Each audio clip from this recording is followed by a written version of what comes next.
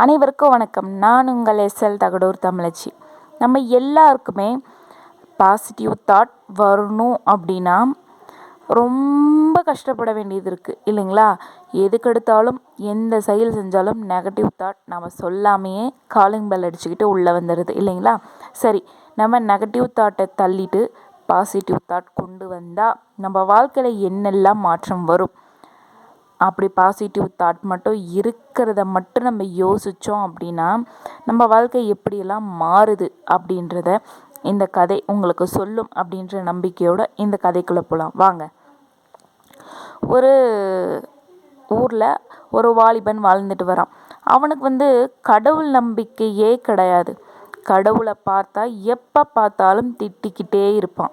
ஏன்னா எல்லாருக்கும் எல்லா விதமான திறமைகளும் கொடுத்துருக்க, ஆனால் எனக்கு மட்டும் எந்த திறமையுமே கொடுக்கல. எப்பையும் எல்லாருமே ரொம்ப சந்தோஷமாக இருக்காங்க, எல்லாருக்குமே எல்லாமே நல்லதாகவே நடக்குது, ஆனால் எனக்கு மட்டும் நான் நினச்சது எதுவுமே நடக்கலை அப்படின்னு சொல்லிட்டு எப்போ பாரு கடவுள் மேலே ஒரு கோபம் இருந்துக்கிட்டே இருக்குது அந்த வாலிபனுக்கு. ஒரு நாள் அவன் படுத்து தூங்கிட்டு இருக்கும்போது திடீர்னு ஒரு ஒளி வெளிச்சம். என்ன அப்படின்னு பார்த்தா ஒரு தேவதை அவன் கண் முன்னாடி நிற்குது. அதை பார்த்த உடனே ஏற்கனவே கடவுள் மேலே சுத்தமாக அவனுக்கு விருப்பம் கிடையாது. அப்படி இருக்கும்போது தேவதையை பார்த்த உடனே அவனுக்கு யாராவது அவங்கள பற்றி திட்டும் போதை விட அவங்க கையில் கிடச்சா என்ன பண்ணுவோம், அந்த மாதிரி அவனுக்கு இருந்தது. தேவதையை பார்த்த உடனே பயங்கர கோவம். எதுக்காக நீ வந்த? எனக்கு தான் எந்த திறமைகளுமே கொடுக்கல, நீ எந்த நல்லதும் செய்யலை, எனக்கு ஏன் இப்போ வந்திருக்க நீ அப்படின்னு சொல்லிட்டு தேவதை கிட்ட அவன் திட்டுறான். அதுக்கு தேவதை சொல்லுது, நீ கேட்குற எல்லாமே எனக்கு கொடுக்கணும்னு ஆசை தான், ஆனால் எனக்கு கொடுக்கறதுக்கான எந்த விதமான உரிமையும் எனக்கு கிடையாது, ஆனால் உனக்கு கிடைக்கிறதுக்கான வழி என்னால் சொல்ல முடியும் அப்படின்னு சொல்லிட்டு இந்த தேவதை சொல்லுது. இவனுக்கு தான் கடவுள் மேலே நம்பிக்கை கிடையாது. அப்படி சொல்லும்போது தேவதை சொன்ன உடனே சரி சரின்னு செய்யவா போகிறான், யோசிக்கிறான். நான் சொன்னதை செஞ்சோம் அப்படின்னா நீ நினைக்கிற அனைத்து விஷயங்களும் உனக்கு கிடைக்கும், நம்பிக்கையோட வா அப்படின்னு சொல்லிட்டு தேவதை கூப்பிடுது. சரின்னு சொல்லிட்டு இவனும் போகலான்னு யோசிக்கிறான். அப்போ நான் ஒரு இடத்துக்கு கொண்டு போய் உன்னை விடுறேன், அதோட வாயிலில் உன்னை விட்டுட்டு நான் அங்கவே காத்திருப்பேன். நீ அந்த வயலுக்குள்ளே நடந்து போய் ஒரு ஆப்பிள் மரம் இருக்கும், அதில் 7 ஆப்பிள்கள் இருக்கும்.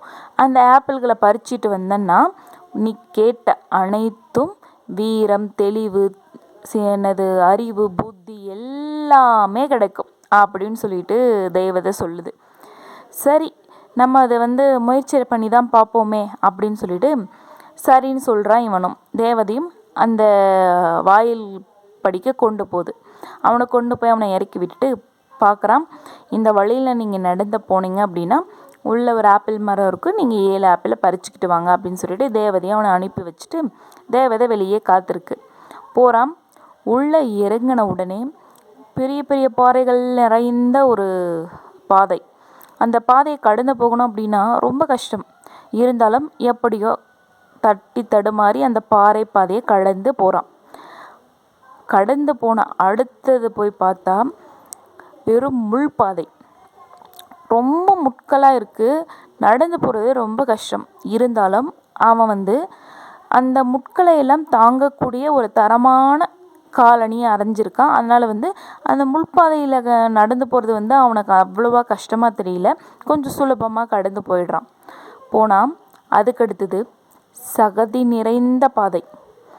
அந்த சகதியில் முள்பாதையே கடந்து வந்துட்டான். அதனால் சகதியை அந்த வழியை கடந்து போகிறது அவனுக்கு அந்த அளவுக்கு கஷ்டமாக தெரியல, எப்படியோ நடந்து போயிடுறான். போனதுக்கப்புறம் பார்த்தா அடுத்த பாதை எல்லாமே மணல் நிறைந்த பாதை. நீங்களே நினச்சி பாருங்களேன், சகதி கால் நிறைய இருக்குது. அப்படி இருக்கும்போது அந்த மணலில் வைக்கும்போது நம்ம சாதாரணமாக மணலில் நடக்கணும் அப்படின்னாவே நம்ம வேகமாகவோ இல்லை ரொம்ப ஸ்ட்ராங்காகவோ நடக்கணும் அப்படின்னா ரொம்ப கஷ்டம்தான் இல்லைங்களா? அதனால் எப்படியோ அந்த மணல் பாதையில் கால் வைக்கிறான். சகதியோடு அந்த மணல் ஒட்டி அடுத்த முறை கால் எடுத்து வைக்கும்போது ரொம்பவுமே கஷ்டப்பட்டு ரொம்ப வலு கொடுத்து எடுத்து வைக்க வேண்டியதாக இருக்குது. அதில் ரொம்ப களைச்சி போய்ட்றான். சரி, எப்படியோ அந்த சகதி நிறைந்த பாதையை கடந்து பார்த்தா அங்கே பக்கத்தில் ஆப்பிள் மரம் ரொம்ப அழகாக தெரியுது. அதில் 7 ஆப்பிள்கள் அவன் கண்ணுக்கு தெரியுது. சரி பறிச்சிடலாம் அப்படின்னு சொல்லிட்டு அதுக்கு அடுத்த பாதையில் பார்த்தா கனல் நிறைந்த பாதை.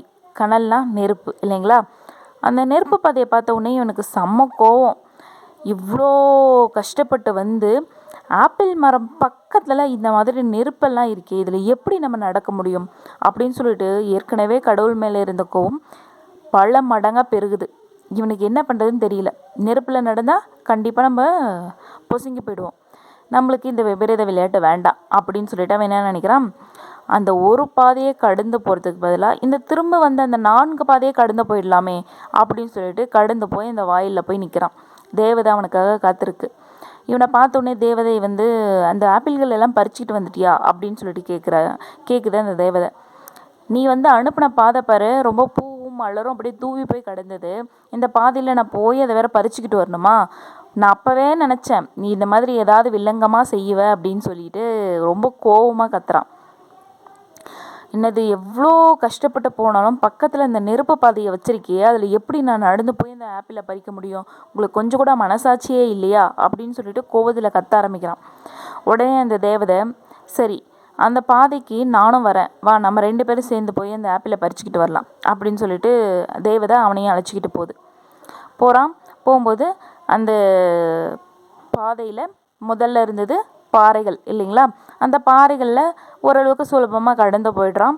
அதுக்கப்புறம் முட்பாதையை கடக்கணும் அப்படின்னா இவன் வந்து கொஞ்சம் ஸ்ட்ராங்கான செப்பல் போட்டிருக்கிறதுனால நடந்து போயிடலாம் அப்படின்னு இறங்குறான். ஆனால் தேவதை என்ன பண்ணுது தெரியுமா? அந்த கல் பாறையை ஒவ்வொன்றும் கொஞ்சம் கொஞ்சம் இடைவேளை விட்டு விட்டு அந்த இடத்துல தூக்கி எறியுது. கரெக்டாக அந்த பாதைகளில் அந்த கல் மேலே ஏறி ரொம்ப சுலபமாக கடந்து போயிடுது. அப்போ யோசிக்கிறான், ஏன் இந்த யோசனை நம்மளுக்கு வரலை அப்படின்னு சொல்லிட்டு. சரி அந்த முள்பாதையும் கடந்தாச்சு. அடுத்தது சகதி இல்லைங்களா? அந்த சகதியிலையும் கொஞ்சம் கஷ்டப்பட்டு நடந்து போயிடுது தேவதையும் அவனும். அங்கே இறங்க போன உடனே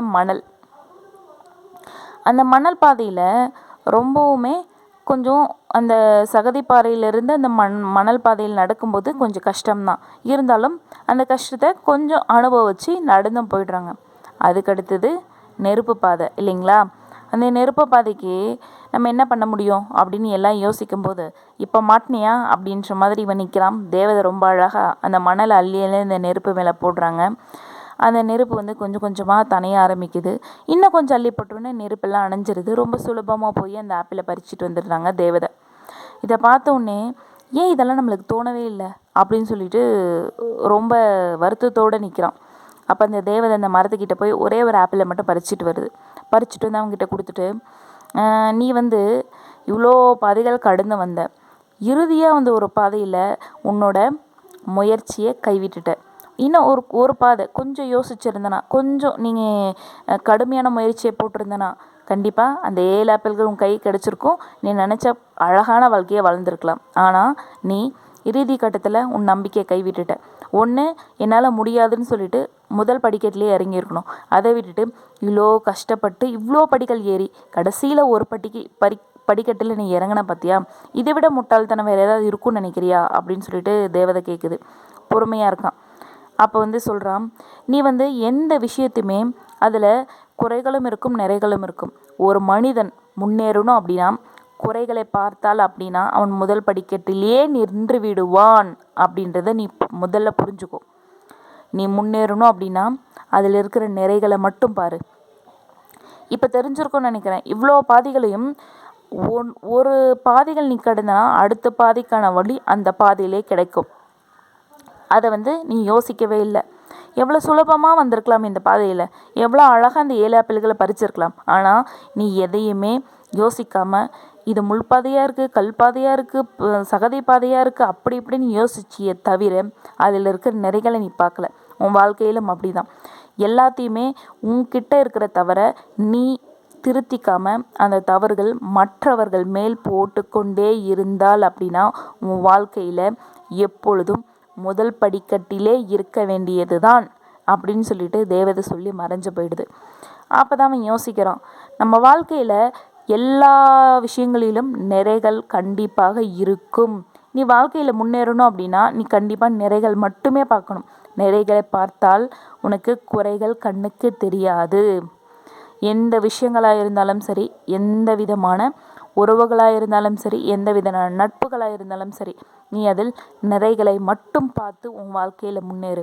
இந்த உலகத்தில் வெற்றி பெற்றவங்க எல்லாருமே பாசிட்டிவ் தாட் இருக்கிறவங்க, எல்லாத்துலேயுமே நிறைகளை மட்டும் பார்க்குறவங்க மட்டும்தான் வெற்றியாளர்களாக மாற முடியும். நீங்களும் வெற்றியாளராக மாறணும் அப்படின்ற ஒரு நம்பிக்கையோடு இந்த கதையை நான் முடிச்சுக்கிறேன். நன்றி, வணக்கம்.